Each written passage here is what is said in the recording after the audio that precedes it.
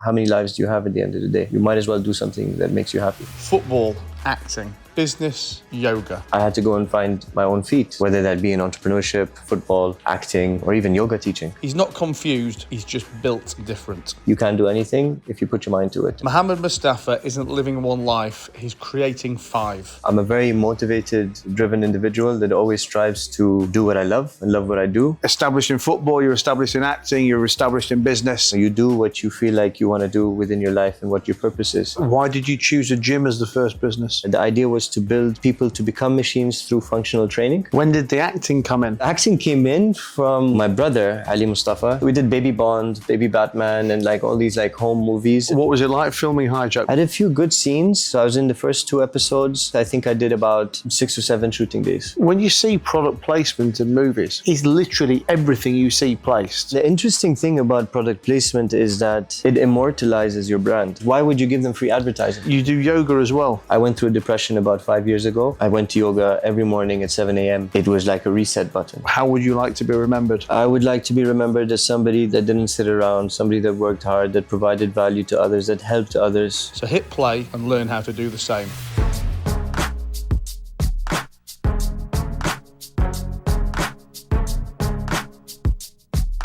Guys, Matt Haycox here, and welcome to another episode of Stripping Off with me, Matt Haycox. And today I've got Mohammed Mostafa with us, and he is a triple threat. Football player, actor, entrepreneur, half English, half Emirati. I got that right. And we've just been having a great chat before we came on camera.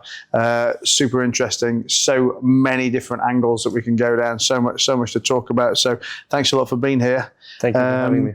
I mean, where do we begin? I mean, like I say, you know, you're established in football, you're established in acting, you're established in business. How do you describe yourself?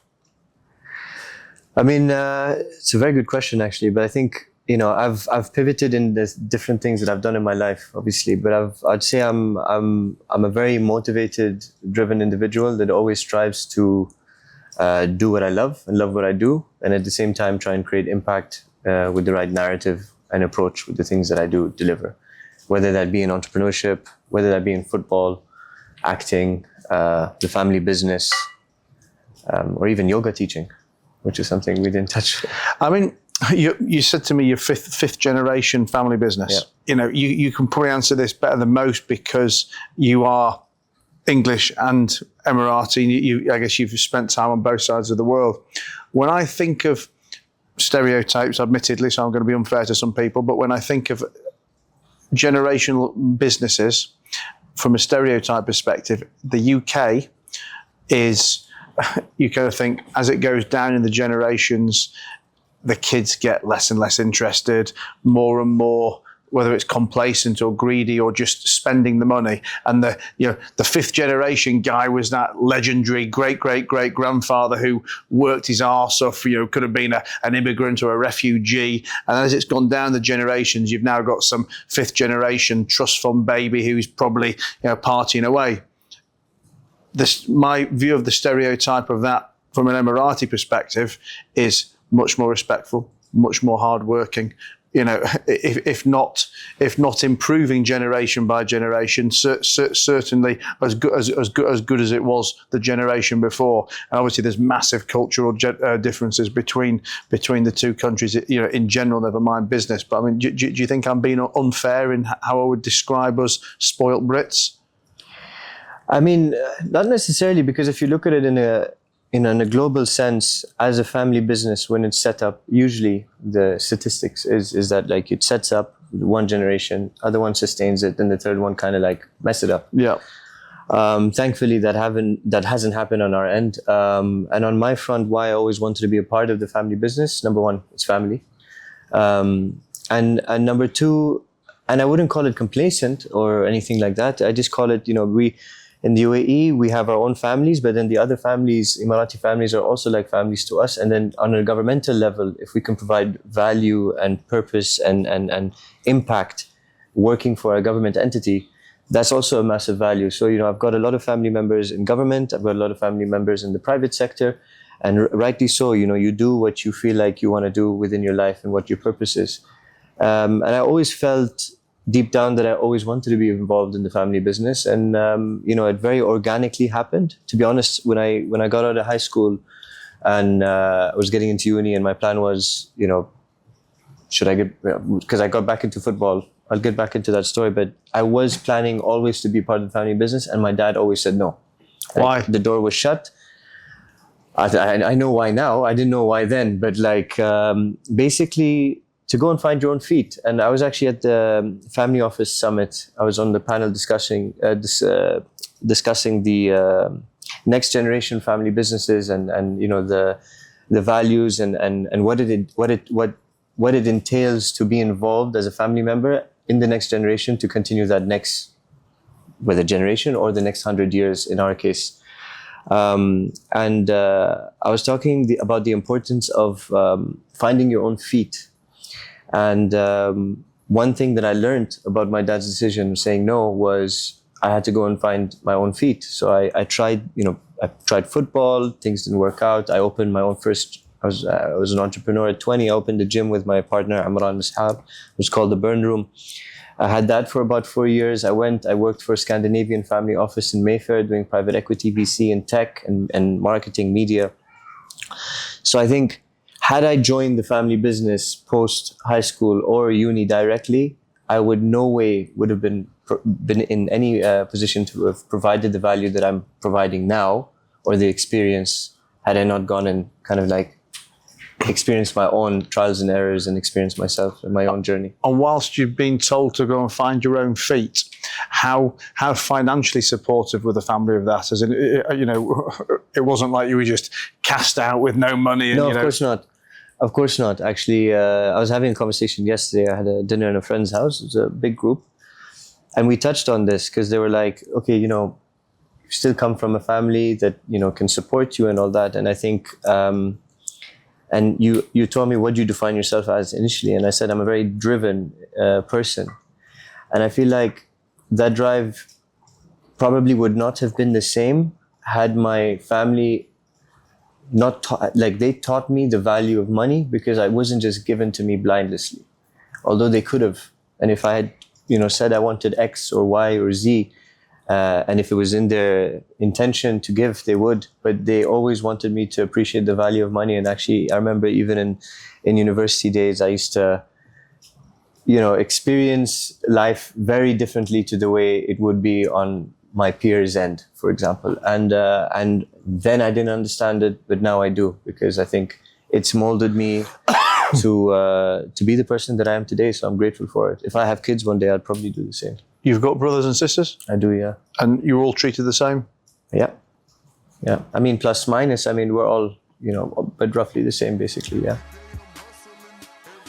Hey, Matt here. Thanks for listening to Stripping Off with Matt Haycox. But did you also know I've got another podcast, No Bollocks with Matt Haycox? Both of these are very different. If you're enjoying the deep dives with the guests that I have every week on Stripping Off, then you're going to love the quick, short business tips, strategies and tactics I give you on No Bollocks. This comes out nearly every day. Make sure you go and check it out on iTunes, Spotify, YouTube, wherever you listen to your content, and I'll see you in a future episode. So let's go back then to finding your feet, and I guess when did that first start? Was that with the football? The finding the feet, yeah. Yeah, definitely. If you think about it, that was your first. You didn't harbour childhood dreams to be an entrepreneur or to be a footballer. Yeah, it wasn't that conversation where it's like, you have a family business, you have to be a part of the family business. Or I was just at the Dubai Chambers, and they had a very old family company come visit from Germany. And he was saying that on his father's generation, when he was born, it's different now, but he said, I had no choice. I had to be part of the family business. But on my end, I was very fortunate to be able to really express and explore the world the way I wanted it. And I was very, I had a lot of support from my family. If I wanted to play football, give it a go. If I wanted to, and yes, sometimes for some people it's harder than others. And I highly respect the drive, and some people, they don't have that kind of backing that they can go and try something that doesn't work. They're still technically okay.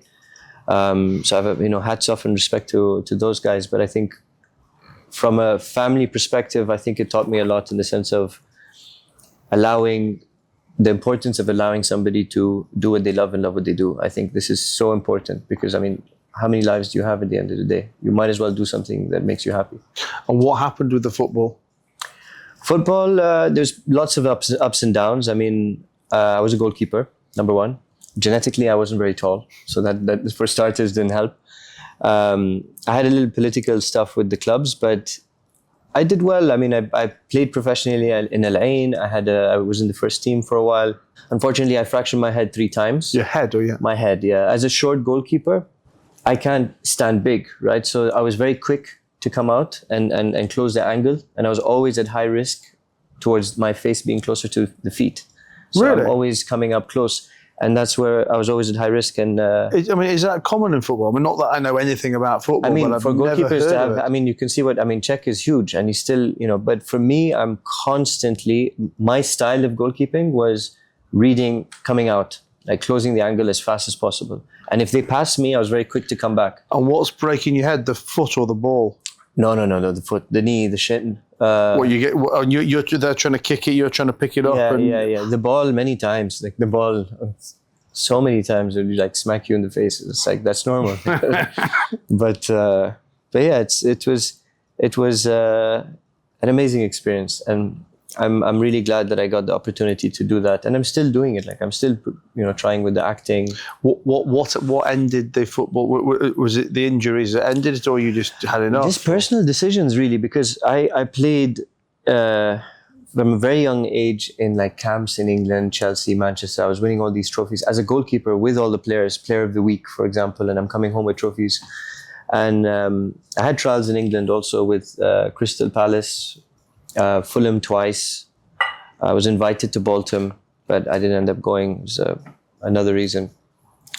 But why I didn't pursue it was honestly I got to 20 and I decided to. Funnily enough, I felt like I needed to go study, and I thought the best thing that I could do is go to the NCAA in the States and get a scholarship, etc.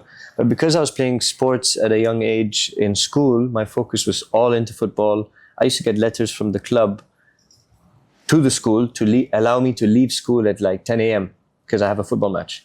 So, my grades weren't that high. I wasn't focused on my academics, right? So I then realized that maybe the approach of going to NCAA would help me with the schooling side. And if it didn't work out, at least I have that backing. America didn't work out, visa reasons. Not sure why, but it didn't work out, and everything happens for a reason. Stayed in London, studied in London, decided to completely pivot away. Stayed in London, studied in London, and just lived the university life in London, and then tried different things, and then football was done. And then 5 years in, I wanted to get back into it.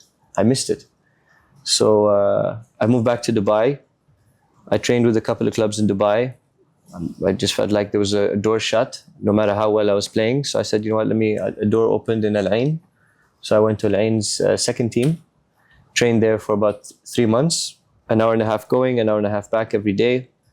And then thankfully I signed a professional contract with them, played with the first team, traveled to Croatia. I had the Dinamo Zagreb first team bus picking us up and dropping us to Dinamo Zagreb's training pitch. And yeah, it made me realize that like if you believe, you can achieve, and it's something that so many people tell me, Mohammed, you haven't played football in 5 years, you're not going to play professionally anymore. I did it. Did it last? Maybe not, but it was still something that made me realize you can do anything if you put your mind to it. And I'm glad I got to experience that, even though it was a short spell. Had your entrepreneurial tendency started at this point? Honestly, I feel like it was kind of like always within me. I've a very dedicated, high work ethic people around me since I was very young. As in the family? In the family, including my mother, God bless her. She's till today a workaholic. She started one of the first flower companies in Dubai. She does all the Majid Al Futtaim malls, the flowers, wedding stages. And when I say all, not just in the UAE and Egypt. And she's, Yeah, she's. She's the store, or she's the wholesaler, or So she's the store, and then they do the landscaping Okay. and all the decorations for the malls. oh, amazing. She does all the work in Trade Center, so all the exhibitions in Trade Center and ADNEC, all the flowers and artificial flowers you see, that's like there for design purposes. That's her. Blooms, it's called. So, obviously, surrounded by these high work ethic people, did you think business would be part of the family business, or that you'd go and do your own business?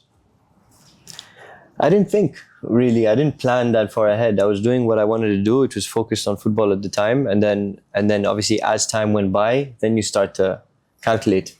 And that's when I started my first business at 20. It was a gym.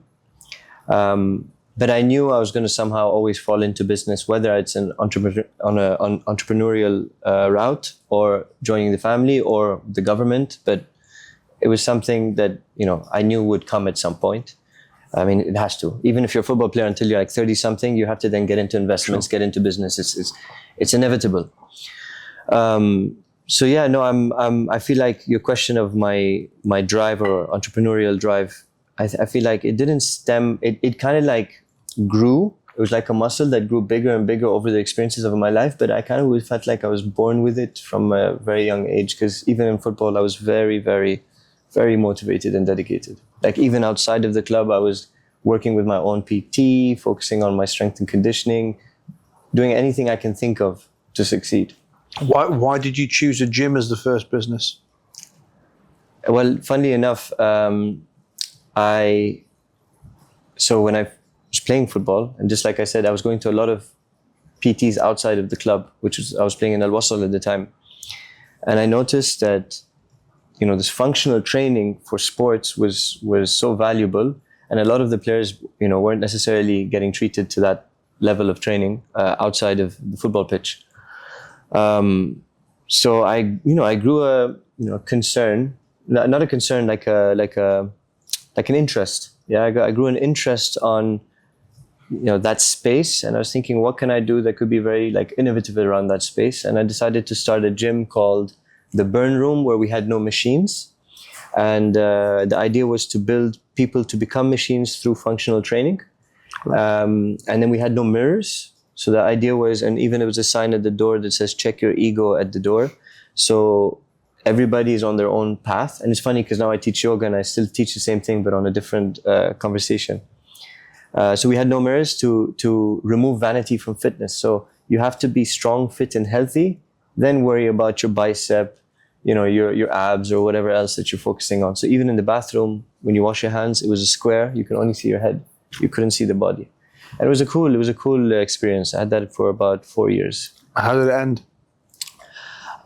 So I had my business partner who was in Dubai. I at the time was working with him on the project, and then he decided he wanted to stay, and I wanted to study abroad. It was something that I had to do. Like I needed to leave.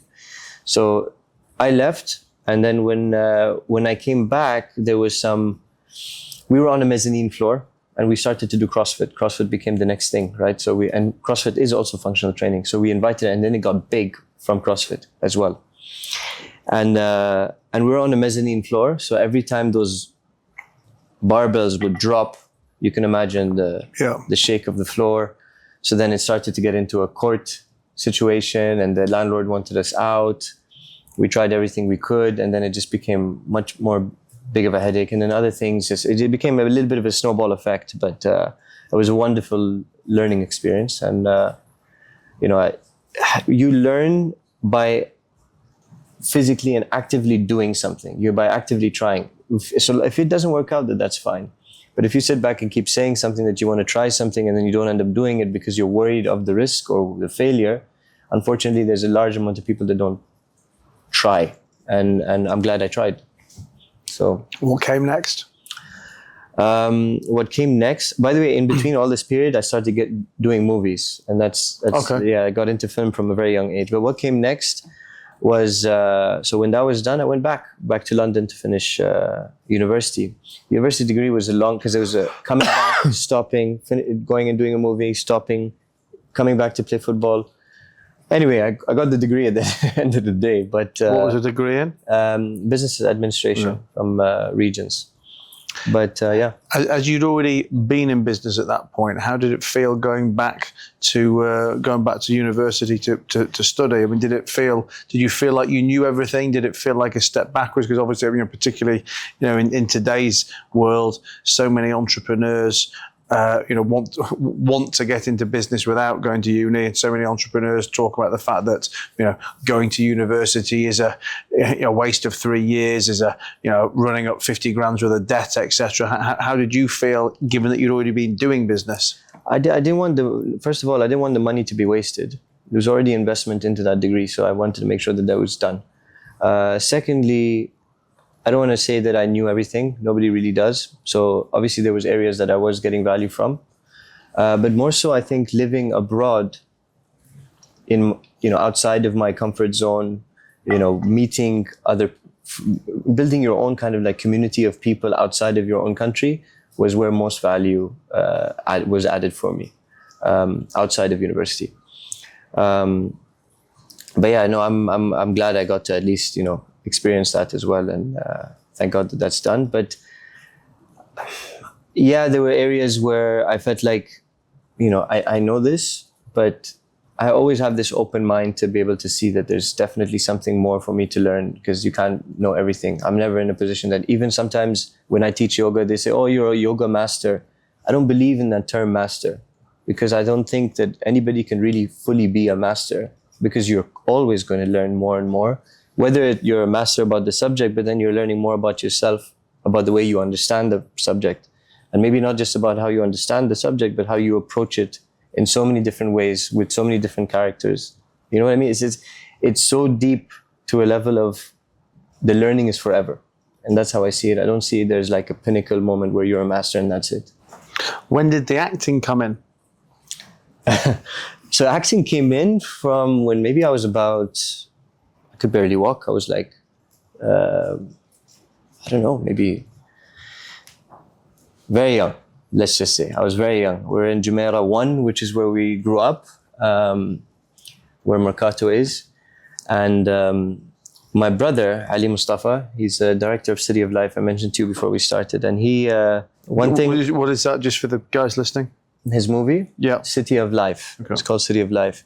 And he basically, what I respect about him is that among of other things, he chose one thing and he stuck by it. And he wanted to be a director from a very young age. And the minute he got his hands on a camera, he started making toys with his these action figures, stop motion animation, he's like making sound effects with his toys. And then he got bored with the toys. So then he used his brothers, me and my other brother, Umar. So we did Baby Bond, Baby Batman, and like all these like home movies. And that's how I basically learned how to act from the get-go. Yeah, I still have some of those clips. You're gonna have to send me some so that we can put them them on the background footage of this. And what was the first professional gig, or how did you get that? Because again, I guess the rest of the world, or certainly in the UK, we don't imagine Dubai and the Emirates as a hotbed of acting talent, or movies coming from here. How did that happen? I mean, it's a collective thing at the end of the day. There's everybody that's part of this community that, share the same belief system, that want to go and add value to the ecosystem of the film industry. And it's happening now, and it's happening quite well. My brother, played a huge role. He was a, pivotal role in making the first Emirati feature film. But before that, he went to the London Film School. So in order to enter, he had to do a short film, and in order to exit, he had to do a short film. I was in both. Oh, really? And the first one was a bit of a short film, no dialogue. I was the younger version of the main character. And then the second film, which was called Under the Sun, I was about 14, I think, or 13. It was the first Emirati film, I believe, in the Dubai Film Festival, and won an award in the Dubai Film Festival. And then after that, he got onto City of Life. I wasn't in City of Life. I was in it as an extra, accidentally. I just came to support, and he's like, get in. But And so City of Life was made here in the UAE. yeah. And you were just saying to me before we started recording that so Dubai is trying to bring film investment here, or is giving tax breaks and trying to. I mean, I know nothing about it, not heard about it, etc. Is this to be very local films and Emirati films, or are they doing it to incentivize rest of world to come here? Rest of the world, yeah. I mean, and you can already see it, like Dune and all these other films coming here. So I mean, it's from the acting journey. I was blessed that my brother, because later on I realized that I preferred the film industry more than football. So again, everything happens for a reason, right? That didn't work out, and now I'm here. A pivotal move or change for me was, so I did a couple of films with Ali, and then I did one on Netflix with him. We shot in Romania called The Worthy, Arabic film. But the producers were Peter Safran from The Conjuring. Yeah. So big level, collaborating internationally and locally. And then I got the opportunity to, well, not got the opportunity, I told myself, after I stopped playing football, I said, what did I do in my life that really made me feel like I was in my element, like I did when I was on the football pitch? So I decided to get back into acting. I signed up with my agency, Camilla's Story in London. And the first audition I got was Hijack. And that's where kind of like, after I shot Hijack, I got a lot of PR work. I got on the cover of Esquire magazine, Adam and Eve, a lot of other magazine covers. I mean, like interviews, podcasts. It kind of like, there was a lot of support around it. And then I realized, I thought, it's a beautiful feeling to, again, think of something, wanting to achieve it, and then achieving it, representing UAE talent on a global scale like that. It was #1 in the world on Apple TV, and you're with Idris Alba, etc. So I thought, with my company, which I've set up about 4 years ago, Versatile Synergy, I added a layer to manage talent and to be able to give them a foundation and a voice to be able to not just do local work or collaborate with local brands or international brands, but also communicate with international brands, the incentives that we have here, and advise them and maybe consult on how we can bring them in, make it happen, and then push the local talent into those productions. Because a lot of the time they do come here, they shoot, they don't leverage local talent, and then they leave. Is there a lot of local talent here then? There's a lot, There is, of course there is, yeah. There is on and off, behind the camera, in front of the camera, and in all different, and even as when I was playing football, there was super talented players that, even when I played at Fulham on trial, there were some players that I used to think, wait a minute, this guy in Al Wasl could have easily have played here. But again, he didn't get that foundation or voice or maybe a message. So it's about creating that space, right? So that's what I want to hopefully achieve for the local talent. What was it like filming Hijack? Where did it record? Where did it film? We shot in London. I did the audition in my house in Jumeirah. And with a real person? My iPhone. Oh, okay. Yeah, literally just my iPhone, like a tripod, and did the scenes, sent it over, and got the job, and was very happy about that. And then yeah, so we, like they, obviously arranged the tickets and everything. So I went to London, stayed in London for a while, did my scenes there. How long does it take to record? I mean, it's dependent. So I was there, I had a few good scenes. So I was in the first 2 episodes. I had, good dialogue, good scenes. But in London, I was there for a month. I think I did about 6 or 7 shooting days. Okay. But they wanted me to stay there for a month in case.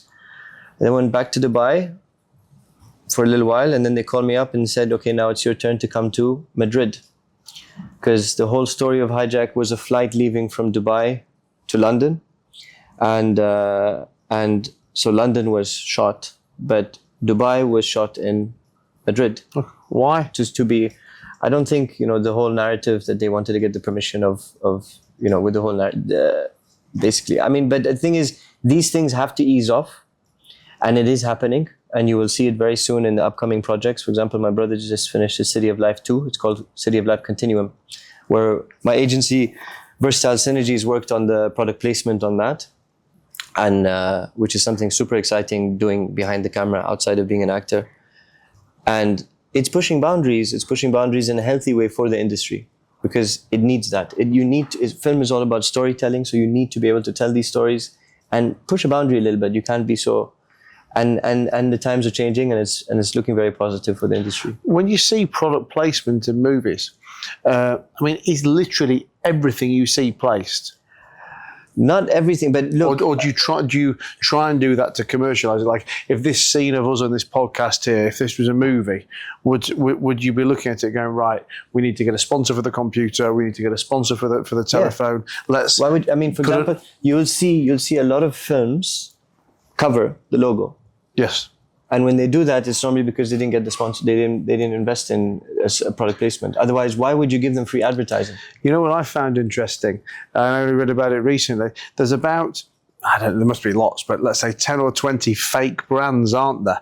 And they do that too, yeah. Yeah, so like if it's a cigarette, and they can't get the permission or don't want the permission. And I forget what every one of these brands is called, but there's a copy of Coke, there's a copy of cigarette, there's a copy of all of these different things to have exactly. in the movies. And the interesting thing about product placement is that it's immortal. It immortalizes your brand. If you go and pay a lot of money, which people do, to be on Sheikh Zayed Road, these billboards, a lot of them even barely paying attention. It's just a quick, maybe they've even read what it's written on the campaign. So in the sense that if you see all these people paying so much money to be on Sheikh Zayed Road, and a lot of them barely pay attention to what's on that campaign. And that's there for a month, maybe 2, depending on the contract, 3. But a movie, you're probably paying less or more, but whatever it is, it's depending on the project, of course, but you're there forever. And obviously the answer depends on what the project is, but can you give some context of what a sponsor might pay to place something? I mean, pick a movie that we know or a TV show we know to give us some. It could be. I don't know the exact. I don't want to reference something and not know the exact number and give the exact figure. But it's very random. Sometimes it could be based on it's dependent. Sometimes it could be a barter deal. Sometimes it could be based on the project, a strategic move. So they offer it at a discounted rate for something else. It's very tailored. So it could be also, but it could be in the millions. It could be in the hundreds of thousands of dollars. Yeah. But it's worth every penny, I would say. That's a big part of movie making now. Is if you're a producer, you're a production house, then you've got, whether it's a partnership with an agency or whether it's someone in-house, there's someone working all the time on getting either barter or getting income. Exactly. So so for us to pivot into product placement as an agency, Versatile Synergy, we saw this opportunity because my brother was shooting City of Life Continuum, and we're surrounded by all these brands. So I was like, hey, why don't we? It was non-exclusive, so whatever we worked on, we did together and closed. And thankfully, we raised a substantial amount for the film with local brands, from banks and different industries to international brands, global brands.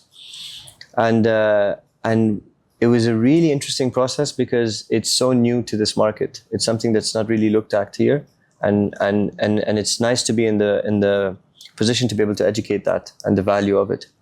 But the interesting thing is also when I'm trying to pull these international productions in, they're super interested also simultaneously on the product placement side because it's funding the movie as well, and we also try and get the funding done while the film is being shot, so it helps the production manage their finances in the most efficient way possible. So it's fun. It's really fun, and we're actually now pivoting even further into looking at producing, because our family company own a production company called Boomtown Productions, which my agency's just partnered with. And we're talking to a lot of, sorry to interrupt, a lot of international production companies, directors like Neil Marshall, who's the director of Game of Thrones season 2 and Hellboy. And he's super keen to do some work here. So we're now working together on doing something. And what's the premise, if you like, with the production company to do stuff here in Dubai or in the Emirates, to bring here, or just to fund movies in general, but maybe have some kind of Emirati connection? I mean, the idea is to have the Emirati let's say the regional connection. But I'm not going to limit myself. Of course, if there's an international opportunity, I'll explore it. As in, if it was a great movie in England that had nothing to do with the Emiratis in any way at all, but it was a good, sure. Yeah.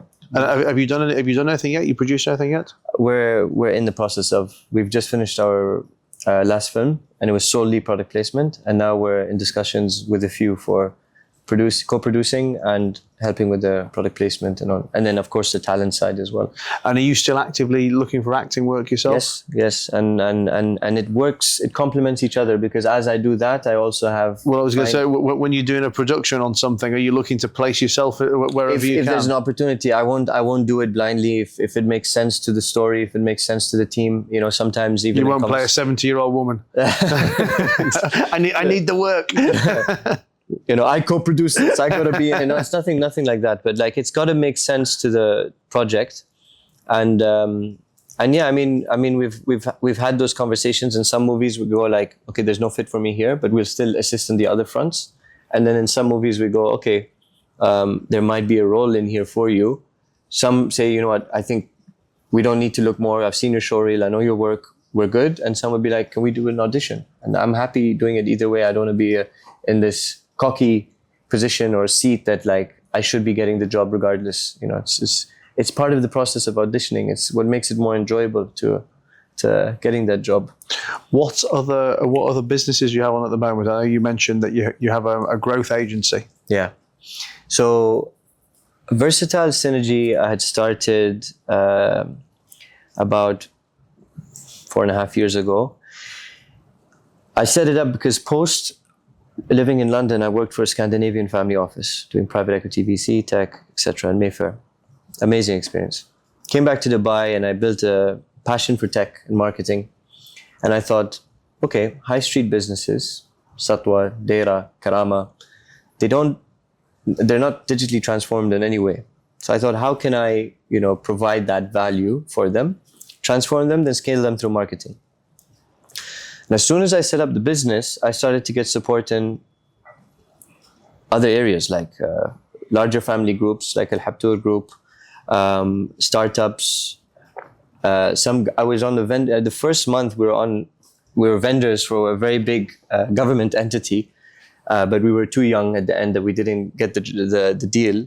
But it was still interesting to see that there was that high demand and that transformation is needed at any level. Digital transformation, of course. So I provided value and services for different companies at different levels until I went to my own family business, which I've always wanted to be a part of, and decided to ask, what is it that you guys need? I do a bit of a due diligence on what we currently have. And they wanted an internal investment platform where we can share with our shareholders the IPOs, property investments, tech investments, whatever's in our ecosystem, we can plug it into that communication platform that we created and push it out to not just the shareholders, but also extended family members, also a communication platform. So everybody as a family are in and are up to date on everything, events, etc. And then from there, they saw the value of technology and marketing and it being something that could complement all the other portfolio companies. So we partnered on the VC side of the family business. And now I organically still wear the entrepreneurship hat, but I'm also thankfully adding value and working with the family business. Talk to me about Bali. Bali. We were sharing our mutual love for Bali before we started to record. Yeah, Bali is outside of Dubai. It's obviously my home, my favorite place on earth. When did you first go? I went about 2 or 3 years ago. I've been about 4 times, I think, 4 or 5 times. But the more I go there, I stay longer. And the last time I went, actually the time before, I decided that I needed to look into some business in Bali. Number one, to keep me coming back. But number two is that it's one of the fastest growing touristic destinations in the world and one of the best touristic destinations in the world. And I just saw the potential in it. And then real estate wise, it's appreciating very well. And it's a good ticket size. our family business are in real estate development. So I thought it was a no-brainer to look at that industry, and I have a lot of friends developing there too. So I thought, and I love Bali, like through and through. So I thought, okay, before setting up the business, actually, I went to the family business and I thought, why don't we develop in Bali? And we explored that. And then over time, it kind of like, it's funny because our family business is Mbal Investments, which is Mustafa bin Abdul Latif Investments. That's the name of my great grandfather. So I said, why don't we call it Mbali?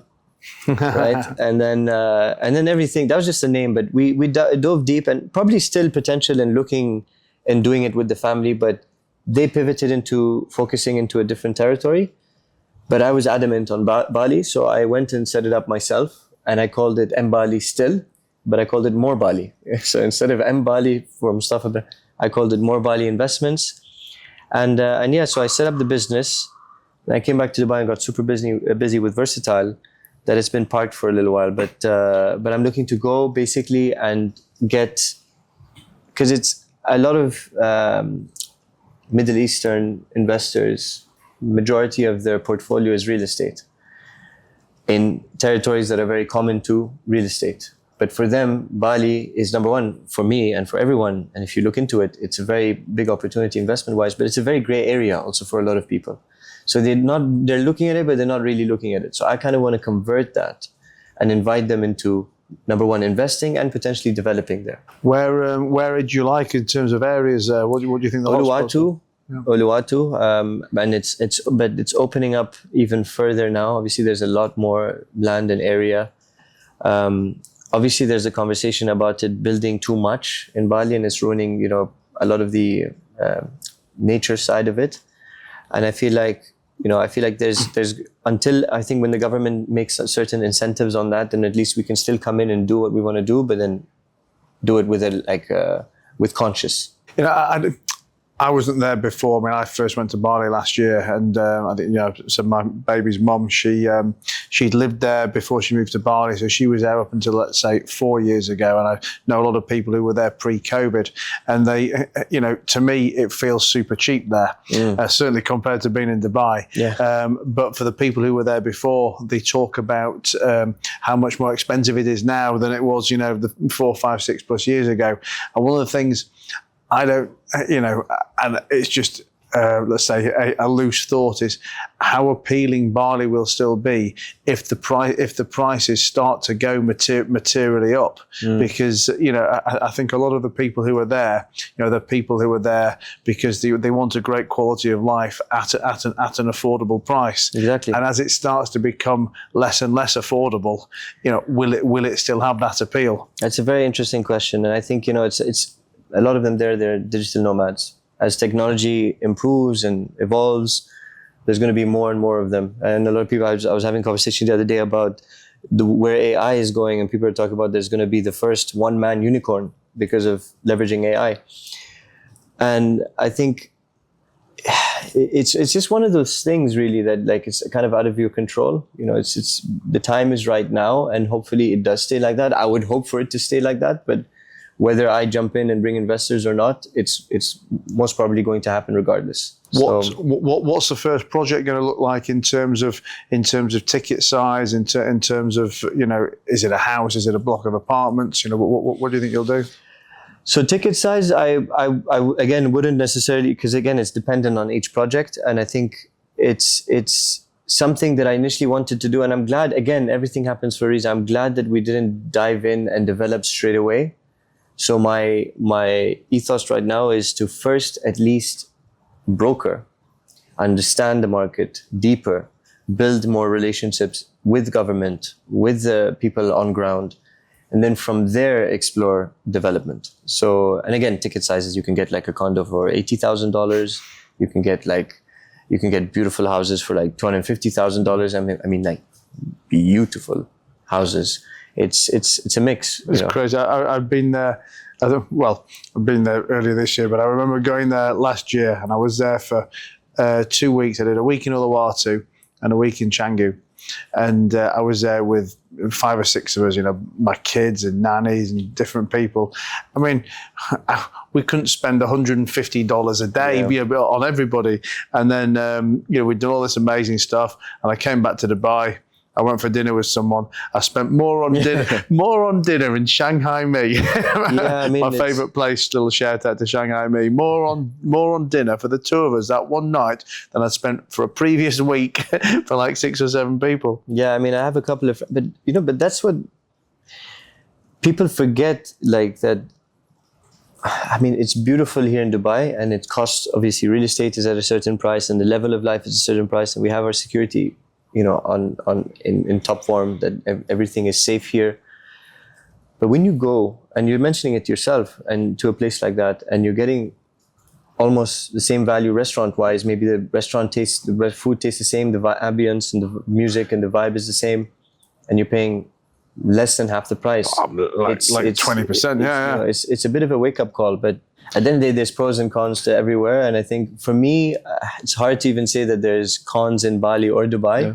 And that's where it's good to have a balance of both. Well, it depends on framing, doesn't it? You can either say, I want to be in Bali because I get more value for my money, or you can say, I need to work harder so I can stay in Dubai. Exactly. That's a very good point. But also, I think the beauty of being here, that's why I talk about the balance. Bali, you can still go and be entrepreneurship and work and all, but it's not the same speed and that's the ethic thing. that you need. I'd love to be in Bali. I want to spend more time there. I can see myself doing 4 or 5 months, and that'll be the time where I don't mean not work, but let's say more relaxed work. I can work on Zoom. I can do all the things that I normally do, but it's not got that hustle and it's not got the hustle and bustle. It's not got the you say it's digital nomads. It's and they're getting some more and more. I mean, I met some pretty wealthy and successful people there. I did a few podcasts back in January. I'm meeting guys there doing 1 and 2 man businesses doing 3 million a year net, 4 million a year net. Very successful people, but it doesn't have that financial infrastructure of Dubai or Singapore or New York or wherever it may be. So I think I want my 3, 4, 5 months there, my 3 or 4 months here, and exactly bit of floating around. Where do you sit on focus? And I guess let's ask it from a personal context as well, because I mean you're doing many different things. I mean not just many different businesses, but many different fields as well. And I actually and I've done the same. Like I'm a bit older than you. I'm 44. I've been in business 25 years, and I've done so many different businesses over the years, many of them simultaneously. And if I ask myself now, what is one of my biggest mistakes? It's doing so many different businesses over the last 25 years and not focusing. Yeah. And I've always sold it to myself and justified it to myself that I've got the right team and this is similar to that business and that's similar to that and it's a bit of diversification and it's a bit of this. But over the last year or so, I've closed some businesses, sold some businesses, lost some businesses, and started to accidentally have more and more focus on 2 or 3 businesses. And I'm looking and thinking, this accident is the best blessing for me because I've been a busy fool in so many things. And if I could concentrate the efforts I've done on and I'm not even saying some of the businesses I don't have anymore are shit. Some of them were modestly successful, maybe even in some people's terms, quite successful, but nowhere near as successful as the things that if I'd have put my focus onto that could have been, sky high.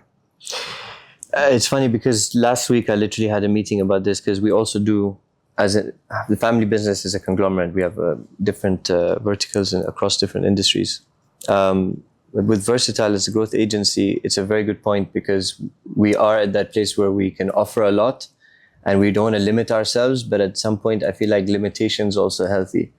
And I think focus is also important because you find your niche. And I think once you make that niche super successful, then open up to different arms. But dabbing into different areas too much can cause what you just said.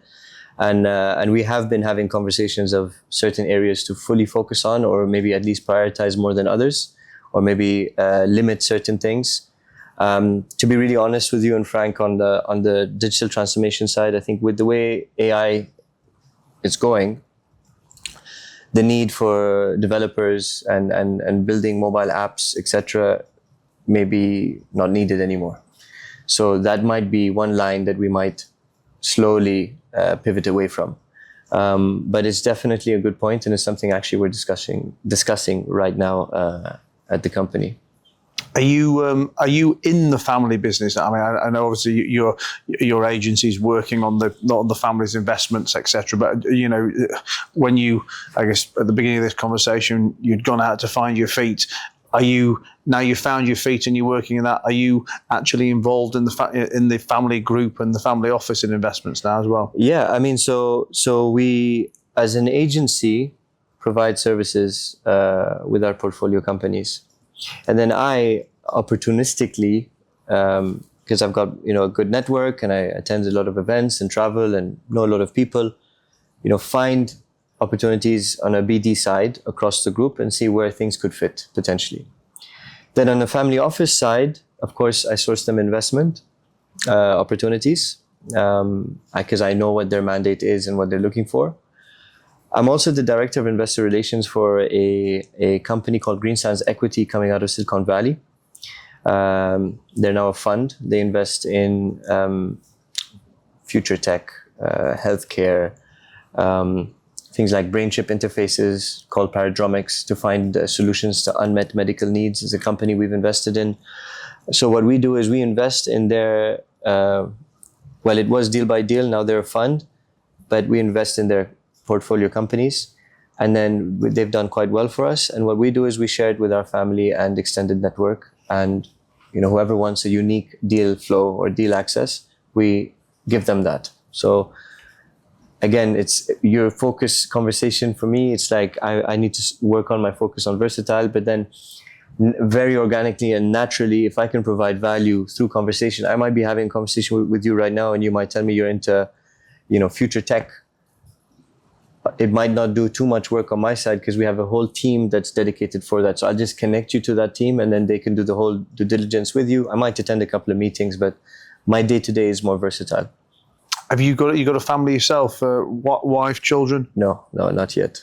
Do you think when that happens, you'll want them in the family business? We're going to hit generation 6? I'll allow them to do what they love and love what they do.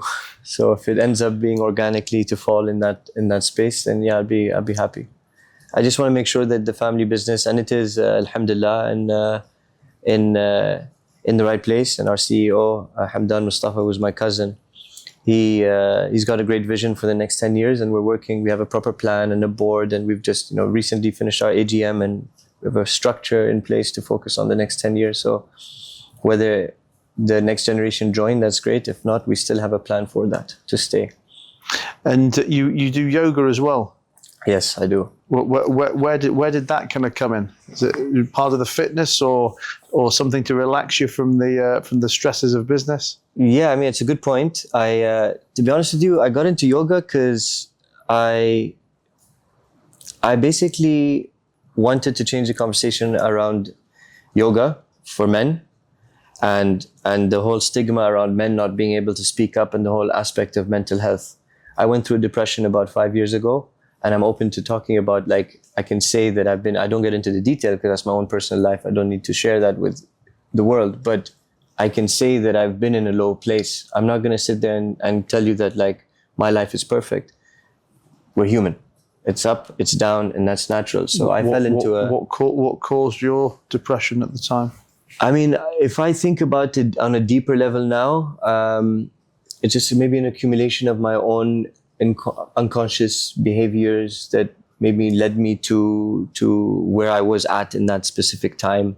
And I constantly kept doing that rather than doing this. And then just dug a deeper hole for me until I realized that the switch needed to be flipped and towards myself rather than others. And it was an amazing transformation for me. And how did it manifest? How did you identify it? You pissed off? Are you angry? You mean the whole... As in, how did you identify... What did depression look like for you? You were locking yourself in the house? You didn't it was a mix. It was a mix. I was in Copenhagen at the time, and there was times where I was just locked in, and there was times where I just ran. I mean, the weather was perfect for it, but my mood wasn't at the time. But I ran for hours, just ran and sat on a bench and ran and ran and ran. I was just literally there for a month, just on the sofa, going for runs on the sofa, and just not in a good headspace, really. It's I think everything in life is about your internal dialogue. No matter what happens in life, so long as you try and like, you cannot control what happens, but you can kind of like sustain the volatility within your head and feeling. And I think I didn't know that practice. I didn't know that ability. And it's an ability and a practice that I do now often. And I do it through yoga, but I do it also outside of yoga. I mean, I do it on a day-to-day now because I understand it. I'm aware of it. Some people are completely unaware. And it's not just about an age. I mean, some people, I know them, they're in their 50s, 60s, even older. And they don't have that ability to see that, catch that imperfection, change it, or at least be aware of it and work on it, accept it. So were you doing yoga pre-depression, or you learnt about it in depression and it got you? I've done it before, and I knew it was always beneficial. But until I went back to Dubai after Copenhagen, and I went to yoga every morning at 7 a.m. And that's where it was like a reset button. The whole aspect of you and your own mat is like you and your own journey, right? And what I had was constant either pointing outwards and blaming, or maybe looking over the shoulders and comparing, or maybe in today's world, checking other people's Instagram's account and comparing your lives to others. So it's you and your own mat, and understanding that like how capable and able you are to achieve great things, and looking back at the things that I have done, and looking at who I am and what I have, and appreciating those little things. I mean, little from the point of having a roof on our head, food on our table. We're like the top 1% of people. Like, if you think about it, so many people in the world don't have the richness we have, and we take that for granted. So if you just, change that conversation internally, and new doors open for you. Well, listen, it's been a fantastic conversation. I guess, I think you said you were 34 before we started. It's been a very active, exciting and inspiring 34 years. I can only imagine what the next 34 have got to come. Obviously we started the conversation with, who are you? Let's end it with, how would you like to be remembered? I would like to be remembered as somebody that was that didn't sit around, somebody that worked hard, that provided value to others, that helped others, and that always made sure that I was honest. First and foremost to myself. But basically, I'd like to be remembered, obviously, as anyone would, a good person, and a person that was driven and created impact for their closest themselves, their closest people, their family, and then the extended people, which is the larger community, their country, their city, company, whatever it is that you are striving for. Somebody that created impact in a positive way. Well, I don't doubt that'll happen. So thank you very much. Thank you. Thanks a lot Thank for you. being here, buddy. It's a pleasure. Thank you for having me. Thank you.